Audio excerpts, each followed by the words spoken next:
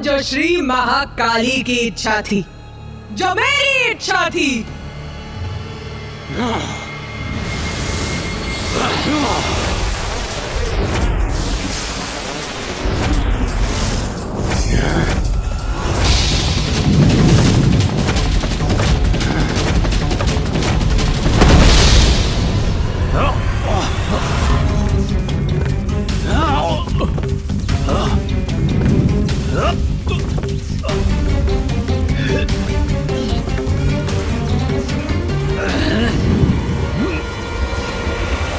युद्ध तो और भी भयंकर होता जा रहा है और नारायण क्लांत हो रहे हैं। मुझे समझ में नहीं आ रहा है कि इन असुरों का अंत क्यों नहीं हो रहा है।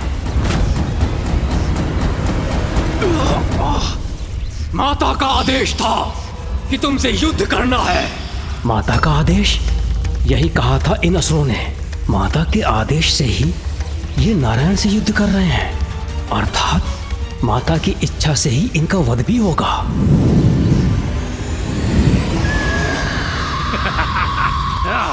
उसी एक पल में अचानक से ब्रह्मदेव के ज्ञान चक्षु खुल गए और वो समझ गए कि जो भी हो रहा है मेरी ही इच्छा से हो रहा है। इस घटनाक्रम के स्रोत में मैं ही हूँ।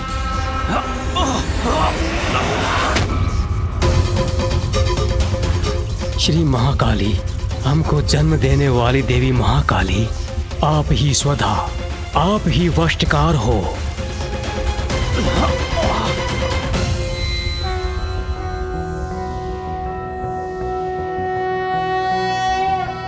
त्वं स्वाहा त्वं स्वधा त्वं हि वषट्कारः स्वरात्मिका सुधा त्वं क्षरे नित्ये त्रिधा मात्रात्मिका स्थिता अर्धमात्रा स्थिता नित्यायानुच्चार्या विशेषतः त्वमेव संध्या सावित्री त्वं देवी जननी परा त्वयैतद्धार्यते विश्वं त्वयैतत्सृज्यते जगत् त्वयैतत्पाल्यते देवी त्वमत्स्यन्ते च सर्वदा विसृष्टो सृष्टिरूपा त्वं स्थितिरूपा च पालने तथा संहतिरूपान्ते जगतोऽस्य जगन्मये महाविद्या महामाया महामेधा महास्मृतिर् महामोहा च भवति महादेवी महासुरी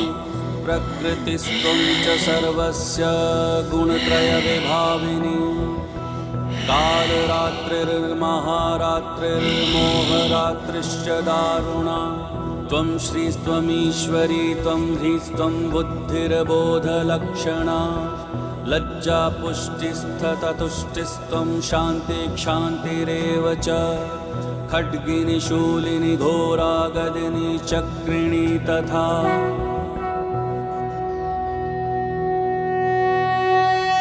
स्वर भी आपका ही स्वरूप है। आप ही जीवनदायिनी सुधा हो। नित्य अक्षर प्रणव में आकार, ऊकार और महकार और इन तीनों मात्राओं के साथ बिंदु रूप में अरेद मात्रा है, वो भी आप ही हैं। आप ही संध्या सावित्री तथा आप ही परम जननी हो। आप ही परम ब्रह्मांड को धारण करने वाली हो। और आप से ही इस जगत की सृष्टि होती है। आप से ही इसका पालन होता है और कल्प के अंत में आप ही सबको ग्रास बनाकर प्रलय लाती हैं। जगत की उत्पत्ति के समय आप सृष्टि रूपा हो, पालन के समय आप स्थिति रूपा हो और प्रलय के समय संहार रूपा भी आप ही हो।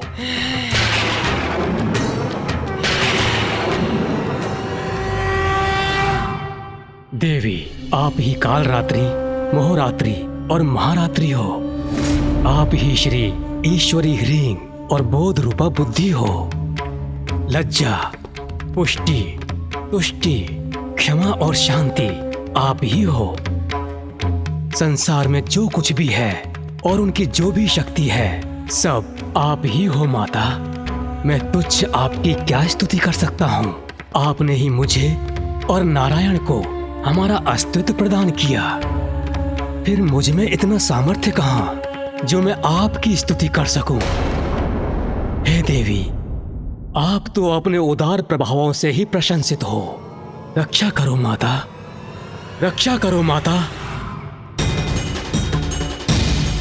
माता रक्षा करो इन दोनों असुरों मधु और कैटभ, जिनका जन्म आपकी ही शक्ति से हुआ है। इन्हें मोह में डालकर नारायण के द्वारा इनके वध का उपाय करो माता। रक्षा करो माता, रक्षा करो माता। ब्रह्मदेव, मैं तुम्हारी स्तुति से प्रसन्न हुई। चिंता मत करो, माँ सदैव अपनी संतानों की रक्षा के लिए तत्पर रहती। मैं ही महामाया हूँ और अपने महामाया स्वरूप में मैंने जो आरंभ किया था, मैं ही उसे संपन्न करूंगी। तुम हमें नहीं रोक सकते विष्णुदेव। हम विजयी होकर रहेंगे। पुत्र मधु, पुत्र कैटभ। माता,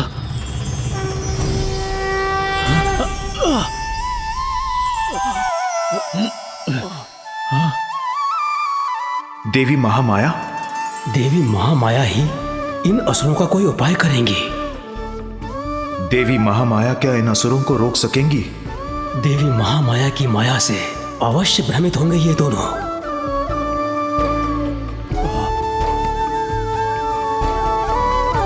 प्रणाम माता।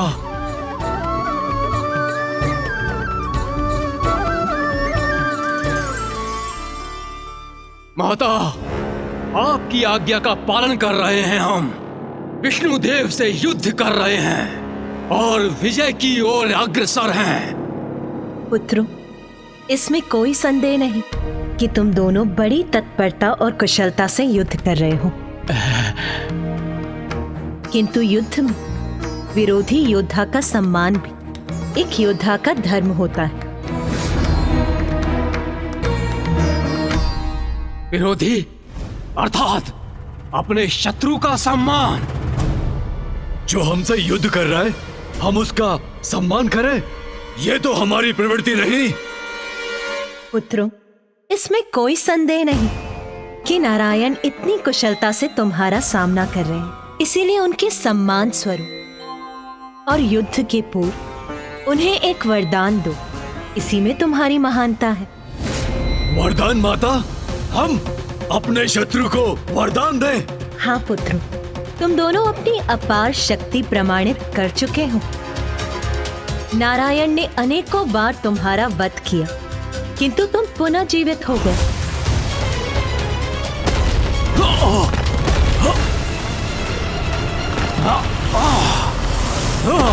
इसलिए उन्हें वरदान देने से तुम्हारी शक्ति क्षीण नहीं पड़ेगी, किंतु तुम ये सिद्ध करोगे कि शक्तिशाली होने के साथ साथ तुम कितने उदार भी हो, और उदारता तो महानता का ही लक्षण है। जैसी आपकी आज्ञा माता।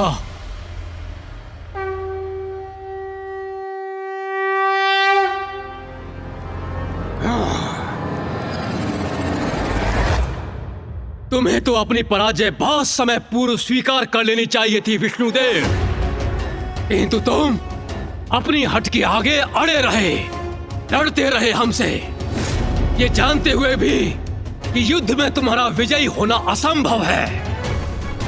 किंतु हम तुम्हारी दृढ़ता की सराहना करते हैं, इसलिए तुम्हें युद्ध में पराजित करने के पूर्व तुम्हें एक वरदान अवश्य देंगे। मांगो, वरदान मांगो हमसे। मैं वरदान मांगू इन दुष्ट असुरों से?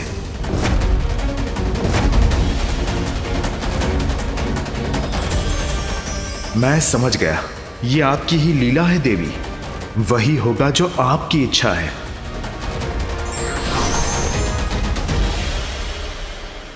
इतना क्या विचार कर रहे हो विष्णुदेव? शीघ्रता करो, वरदान मांगो हमसे। ठीक है, यदि तुम मुझे वरदान देना ही चाहते हो तो मुझे वरदान दो कि तुम दोनों का अंत मेरे ही हाथों हो।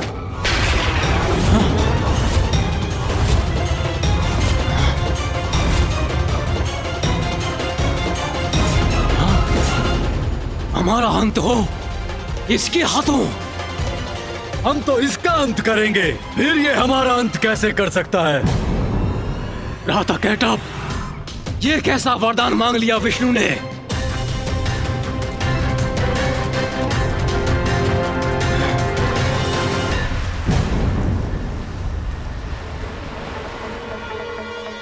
चतुर विष्णु, तुम सोच रहे होगे कि चतुराई से तुमने हमारी मृत्यु का उपाय ढूंढ लिया, किंतु ये केवल मात्र तुम्हारा एक भ्रम है।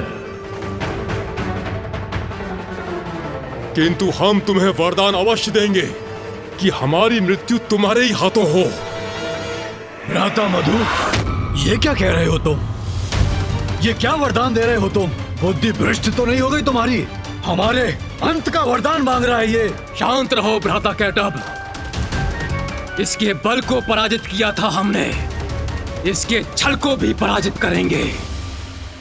वरदान अवश्य देंगे इसे, किंतु उसका कोई लाभ नहीं होगा।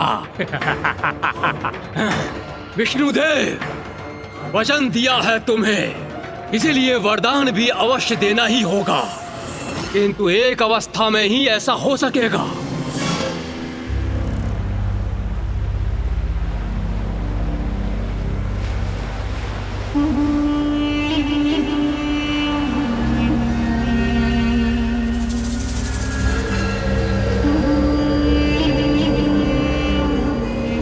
हम तुम्हें वरदान देते हैं कि हमारा वध तुम्हारे हाथों होगा, किंतु तुम जल में हमारा वध नहीं कर सकोगे। जल में हमारा वध नहीं कर सकोगे। जल में हमारा वध नहीं कर सकोगे।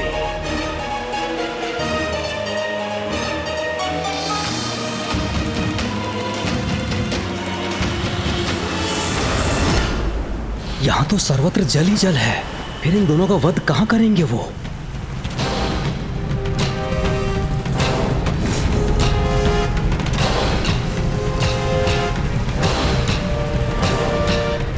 बताओ, स्वीकार है हमारी चुनौती या फिर भयभीत हो गए? स्वीकार है, स्वीकार है, स्वीकार है। तो प्रतीक्षा क्यों कर रहे हो? आगे बढ़ो, आओ वध करो हमारा। किंतु यदि मामा जी उनका जल में अंत नहीं कर सकते थे, तो फिर ये कैसे संभव था? वहाँ तो जल ही जल का विस्तार था। मैं कुछ समझा नहीं माँ। आपने ही मधु और कैटअप को मामा जी को वरदान देने का सुझाव दिया और मामा जी को मधु कैटअप से ये वरदान मांगने के लिए प्रेरित किया कि वो उन दोनों असुरों का अंत कर सके। और फिर मधु ने वरदान भी दिया, किंतु ऐसी स्थिति के साथ जिससे मामा जी द्वारा उनका वध करना असंभव हो जाए। गणेश जी का प्रश्न तो सर्वथा उचित है। ऐसी अवस्था में नारायण ने उन असुरों का वध कैसे किया होगा? गणेश के इस प्रश्न का उत्तर देवी श्री महाकाली के द्वारा ही दिया जाना उचित है। उचित किया मैंने। मेरा रहस्य समझना चाहते हो ना? समझ गणेश, समझ मेरी इच्छा के पीछे छिपे कारण को। यही मेरी लीला है और यही मेरी माया। माता की लीला का रहस्य तो मुझे अभी भी ज्ञात नहीं हुआ। यही तो है देवी महाकाली की लीला, जिसका रहस्य समझना सरल नहीं। उनके संकेत से ही मुझे सफलता का उपाय प्राप्त हुआ। इतना स्तंभित क्यों खड़े हो नारायण? क्या हुआ? हमारी दान वीरता से स्तब्ध हो क्या? अरे तुमने वरदान मांगा और हमने दे दिया, तो आओ अब युद्ध करो। करूंगा, अवश्य करूंगा युद्ध तुमसे, और वध भी करूंगा तुम्हारा। आओ वध करो हमारा, किंतु वहीं जहां थल जल में डूबा ना हो। सर्वप्रथम ढूंढो वो स्थान और तब अंत करो हमारा।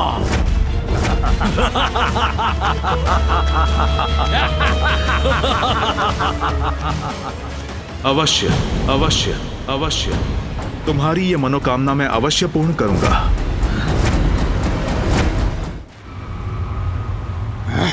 भ्राता कैटअप, इसके छल का तो उचित उत्तर दिया मैंने। फिर क्या कारण है विष्णुदेव के इस विश्वास का कि वो अब भी हमारा वध करने में सक्षम है? ये तो मैं भी नहीं समझ पा रहा हूँ भ्राता।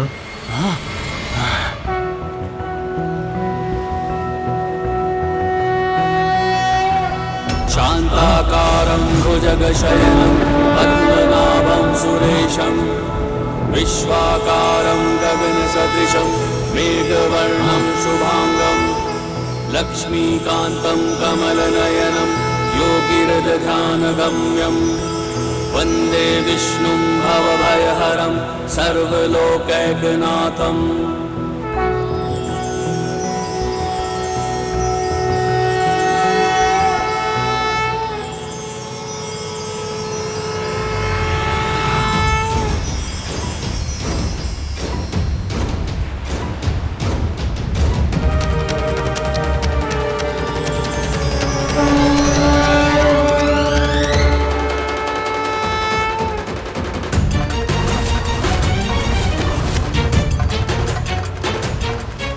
आपके विराट रूप के दर्शन पाकर मैं धन्य हुआ श्री महाविष्णु।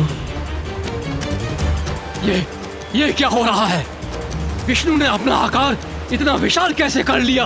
भ्राता मधु, वो तो मुझे भी ज्ञात नहीं, किंतु उचित प्रकार से मैं विष्णु को देख भी नहीं पा रहा हूँ।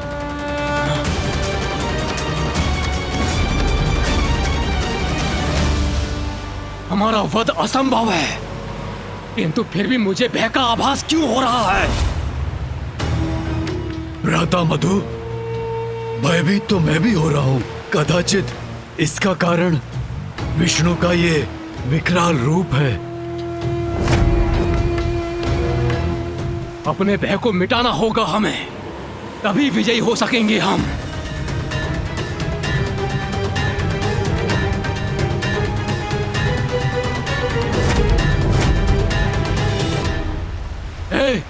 हे विष्णु, ये क्या कर रहे हो तुम? ये मत समझो कि तुम्हारे इस विशाल रूप को देखकर भयभीत हो जाएंगे हम।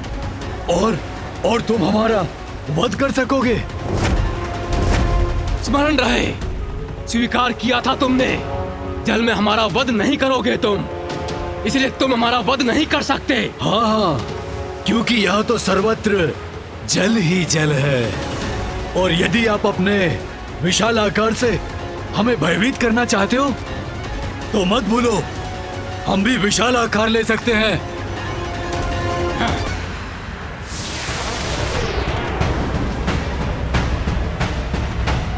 ये देखो। तुम जितना अपना आकार विराट करोगे, तुम्हारा वध करने में मुझे उतनी ही सुविधा होगी। किंतु हाँ, अपना दिया हुआ वचन भंग नहीं करूंगा। तुम्हारा वध करूंगा, किंतु जल में नहीं।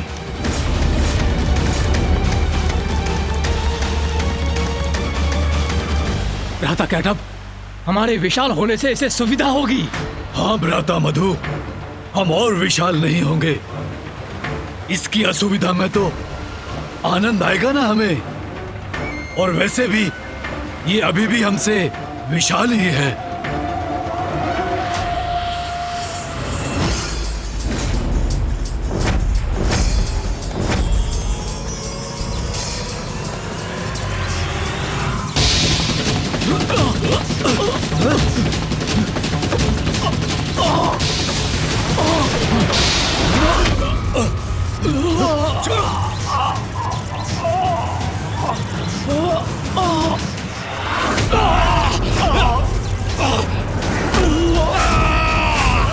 तुमने अपनी ओर क्यों खींच लिया हमें? दूर से युद्ध करो हमसे।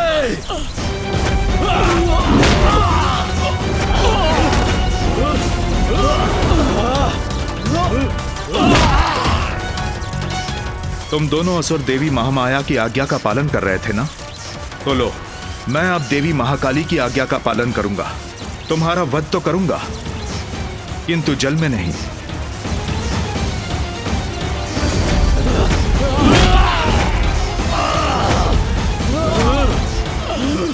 ये क्या कर रहे हो? मुक्त करो मुझे। अब तुम दोनों का अंत होगा।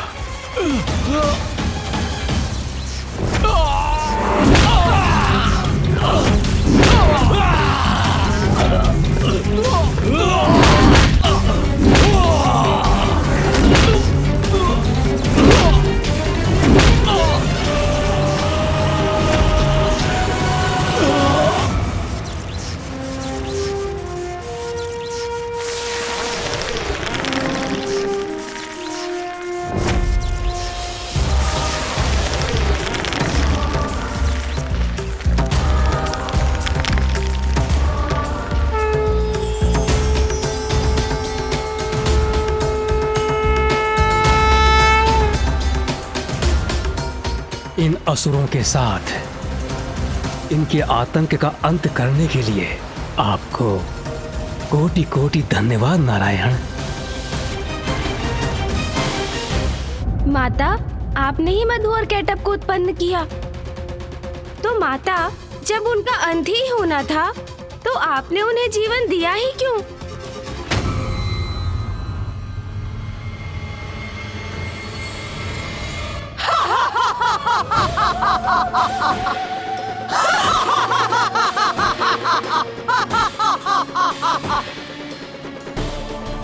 माता श्री महाकाली का यह ठास तो भयभीत करने वाला है। तेरे इस प्रश्न का तो एक ही उत्तर है रे। मैं जो भी करती हूँ उसका एक बड़ा कारण होता है। मधु और कैटअप का अंत इसीलिए होना था क्योंकि उनके अंत से एक नवीन आरंभ होना था। नवीन आरंभ? कैसा नवीन आरंभ?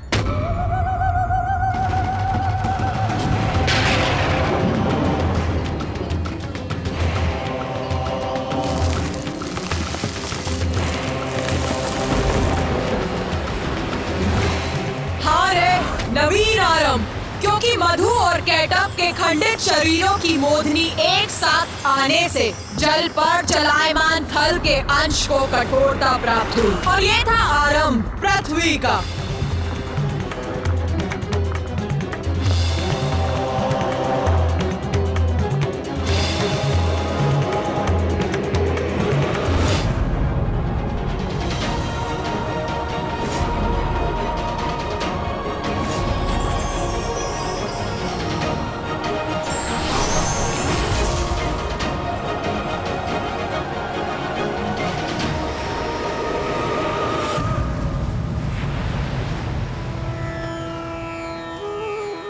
प्रणाम।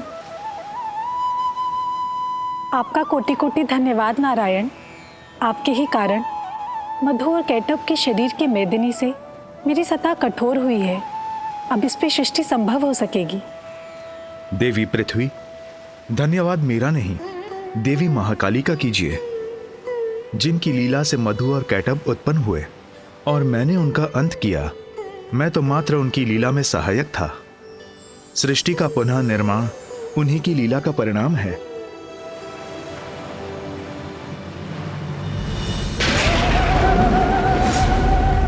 जय श्री महाकाली।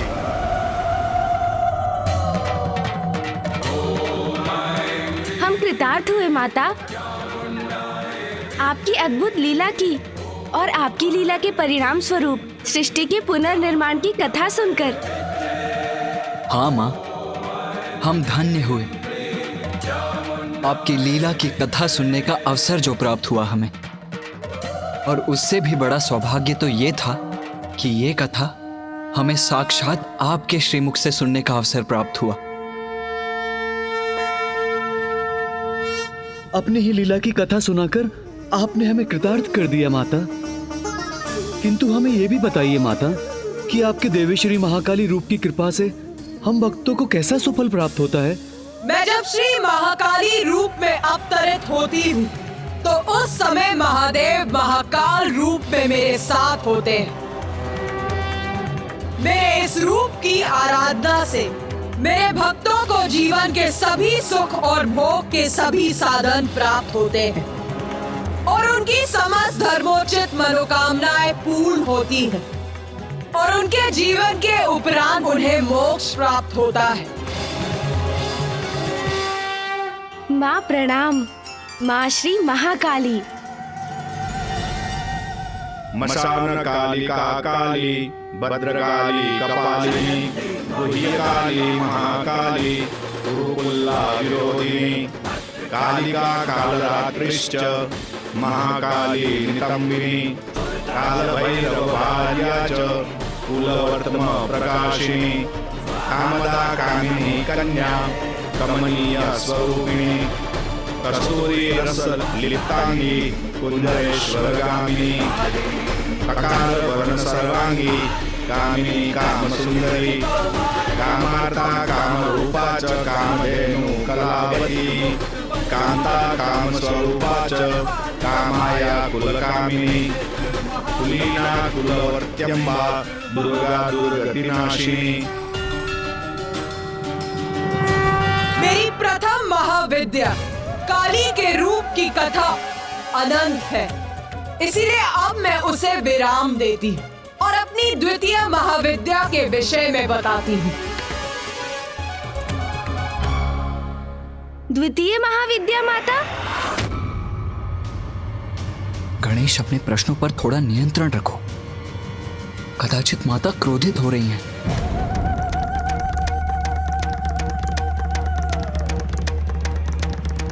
माता श्री महाकाली का प्रचंड क्रोध जागृत हुआ तो कदाचित हम सभी उसमें भस्म हो जाएंगे।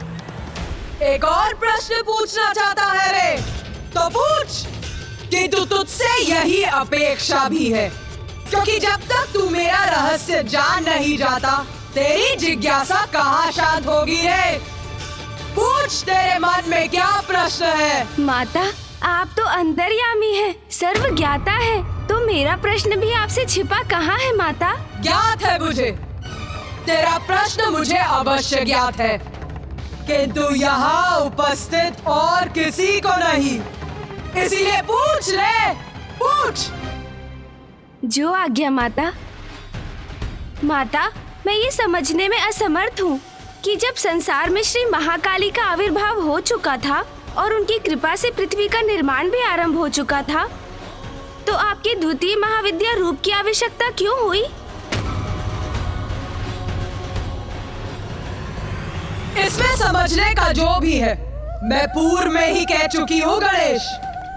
महादेव के साथ मिलकर संसार के निर्माण, पालन और संहार का कार्य है मेरा, और अपने इन सभी कार्यों के संपादन के लिए मैं अपने 10 महाविद्या रूप प्रकट करती हूँ। मैंने अपने महाकाली रूप में मधु और केटप के शरीर से पृथ्वी के कठोर धरातल का निर्माण करवाया, किंतु उससे सृष्टि का सृजन पूर्ण नहीं हुआ था,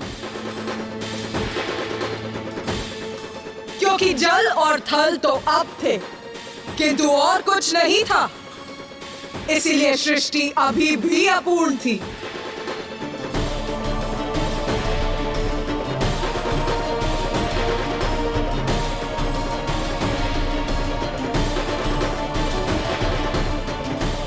जल और थल के बाद प्राण ऊर्जा प्रदान करने के लिए सूर्य की आवश्यकता थी, जिनकी उत्पत्ति के लिए मैंने अपना देवी तारा स्वरूप धारण किया और महादेव के अक्षोभ्य स्वरूप का प्राकट्य हुआ था।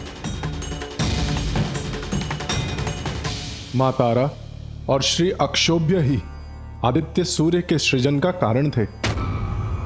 माता, मैं ये जानने के लिए भी उत्सुक हूँ कि आदित्य सूर्य की रचना आपने कैसे की? तो सुन, ध्यान से सुन।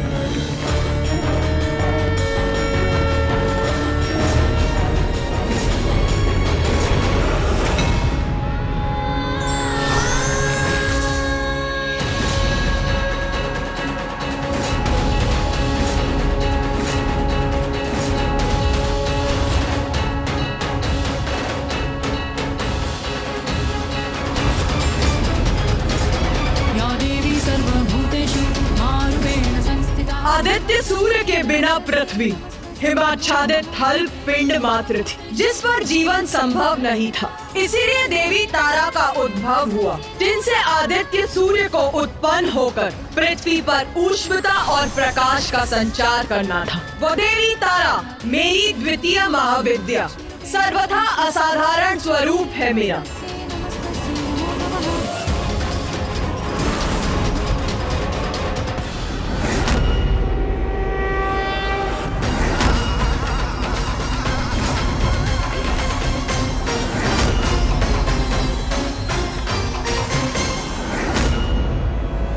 क्योंकि देवी तारा ही मेरा वो महाविद्या स्वरूप है जिनमें ऊर्जा, ऊष्मता, प्रकाश उत्पन्न करने का सामर्थ्य है।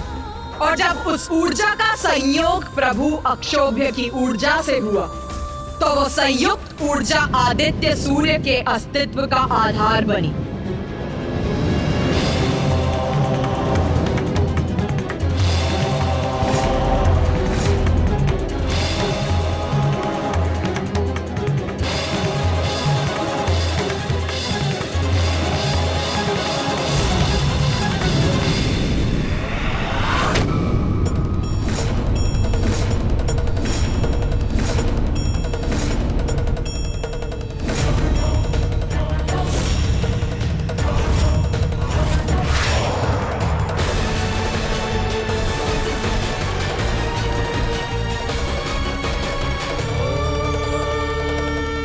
जब देवी तारा और प्रभु अक्षोभ्य की संयुक्त ऊर्जा सागर के जल में समाहित हुई, तो वहां अनेकों प्रज्वलित ऊर्जा पिंड उत्पन्न हुए, जिनसे ऊर्जा का अद्भुत विस्तार हुआ।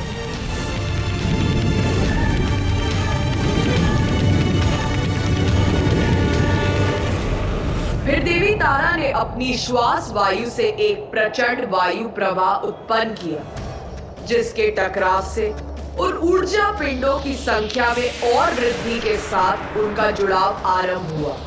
और तब जल के भीतर निरंतर बढ़ती ऊर्जा के केंद्र आदित्य सूर्य का आकार दिखाई देने लगा।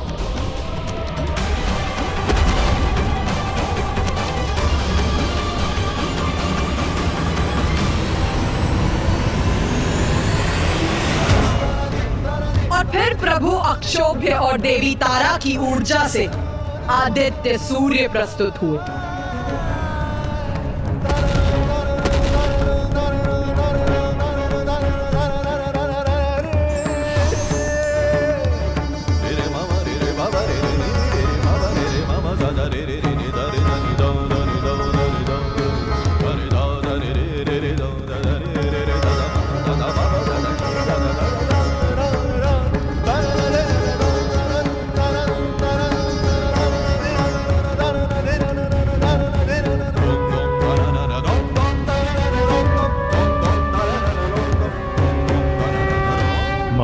प्रभु अक्षोभ्य, आपसे जीवन पाकर मैं कृतार्थ हुआ। मुझे उत्पन्न करने के लिए आपका कोटि कोटि धन्यवाद। मैंने पृथ्वी पर जीवन का संचार करने के लिए आपको जन्म दिया है। अब आप अपने स्थान पर रहकर सृष्टि को ऊष्मता, प्रकाश और जीवन दायिनी ऊर्जा प्रदान करें। दिवस और रात्रि उत्पन्न करेंगे, पृथ्वी पर ऋतुओं का चक्र स्थापित करेंगे। अब आप प्रस्थान कीजिए और सभी को जीवन देने का अपना दायित्व संभालिए। उचित है मां।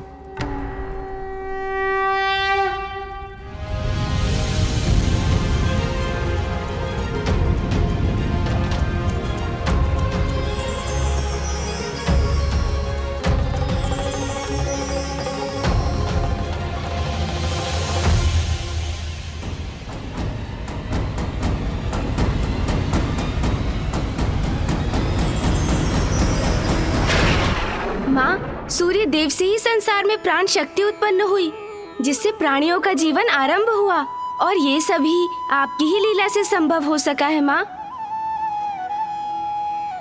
उत्तम, अति उत्तम। ये प्रथम बार है गणेश जब तूने प्रश्न नहीं पूछा, स्वयं उत्तर दिया है रे। किंतु माँ, मेरे प्रश्न अभी समाप्त नहीं हुए। ज्ञात है मुझे, याद है?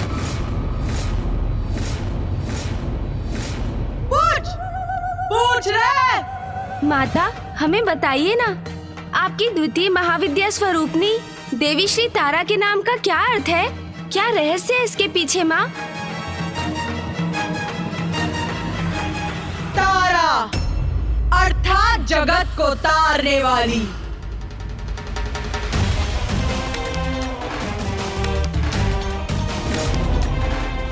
मुझे अपने उस रूप में तारा इसीलिए कहा जाता है क्योंकि मैंने अपने उसी रूप में सूर्य को उत्पन्न कर जगत को तारने का कार्य किया था। और आज भी मैं देवी कुष्मांडा के रूप में सूर्य के केंद्र में रहती हूँ। उनकी अधिष्ठात्री हूँ। ऐसा क्यों माता? आदित्य सूर्य को उत्पन्न करने और उन्हें उनका दायित्व समझाने के बाद आपको उनके केंद्र में स्थित रहने की क्या आवश्यकता है? क्योंकि सूर्य की शक्ति का स्रोत मैं ही हूँ रे। मेरे बिना उनकी ऊर्जा, उनका प्रकाश मंद पड़ शांत पड़ जाता है। सूर्य सृष्टि को जीवन प्रदान करते हैं किंतु उसका कारण भी मैं ही हूँ रे।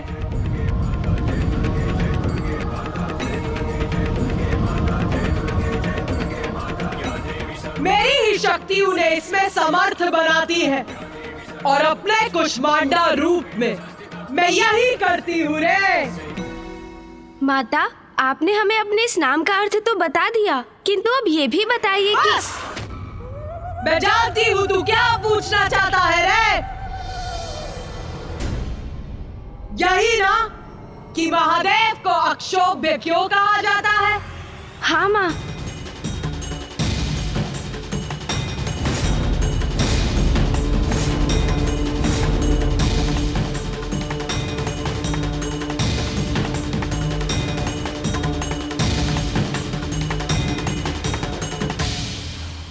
अक्षोभ्य अर्थात जो प्रत्येक अवस्था में शोभ्य रहित रहे, और महादेव तो सदा अक्षोभ्य ही रहते हैं।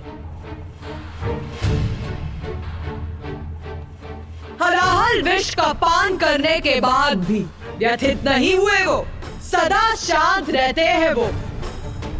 और ऐसा इसीलिए संभव हुआ क्योंकि कष्टों को तारने वाली देवी तारा के रूप में मैं उनके साथ रहती हूँ। मैं समझ गया माँ, आप जिनके निकट रहती हैं उनको कोई क्षोभ नहीं होता, वो सदा अक्षोभ्य रहते हैं। तो माँ, क्या इसी कारण सूर्यदेव भी प्रशांत बने रहते हैं? तब स्वयं समझ गया तू। वास्तव में तू बुद्धि का देवता है रे। उचित कहा तूने। सूर्य सबको जीवन प्रदान करने के लिए सदा तपते रहते हैं और स्थिर भी रहते हैं और अपनी स्थिरता से सबको प्राण शक्ति भी प्रदान करते हैं। माता, मेरी भी एक जिज्ञासा शांत करने की कृपा कीजिए। यदि सभी माता से इसी प्रकार प्रश्न पूछते रहे तो अवश्य ही माता कुपित होकर हम सभी को एक साथ दंडित करेंगे।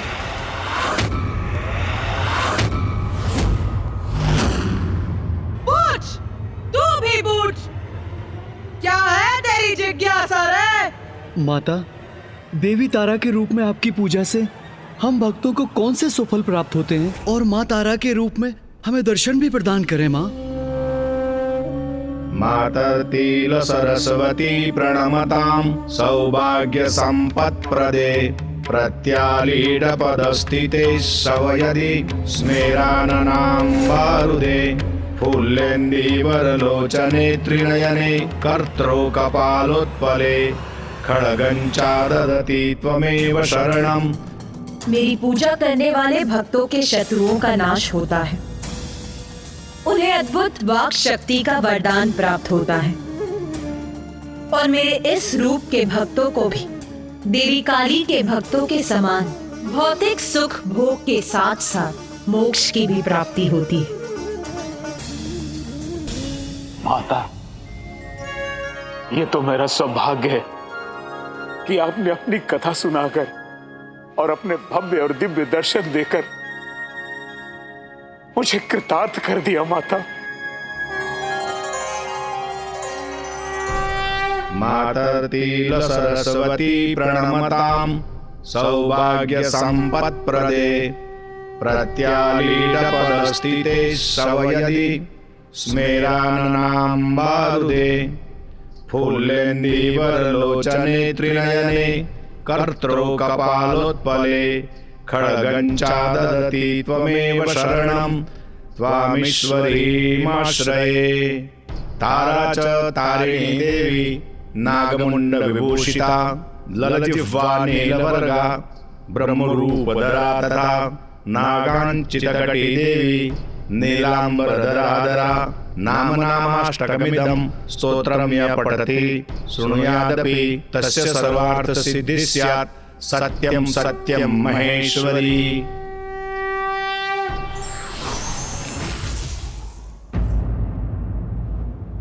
माता, आपने देवी श्री महाकाली रूप में पृथ्वी का निर्माण किया, फिर माँ तारा के रूप में सूर्य देव को उत्पन्न किया। जब पृथ्वी और जीवन के स्रोत सूर्य दोनों की रचना हो चुकी थी, तो आपकी तृतीय महाविद्या की क्या आवश्यकता थी? पृथ्वी, सूर्य, ये पर्याप्त है क्या? मैं कुछ समझा नहीं माता। तृतीय महाविद्या इसीलिए आवश्यक थी क्योंकि सृष्टि अभी भी अपूर्ण थी।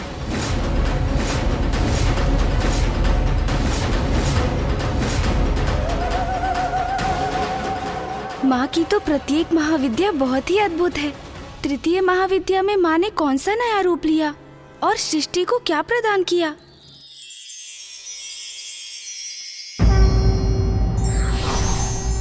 पूर्ण को अपूर्ण बनाने का दायित्व भी ईश्वर पर ही होता है, इसलिए बार बार उन्हें विभिन्न रूप में आना पड़ता है। धार्मिक वीडियो सबसे पहले देखने के लिए हमारे चैनल को सब्सक्राइब करें और बेल आइकन दबाएं।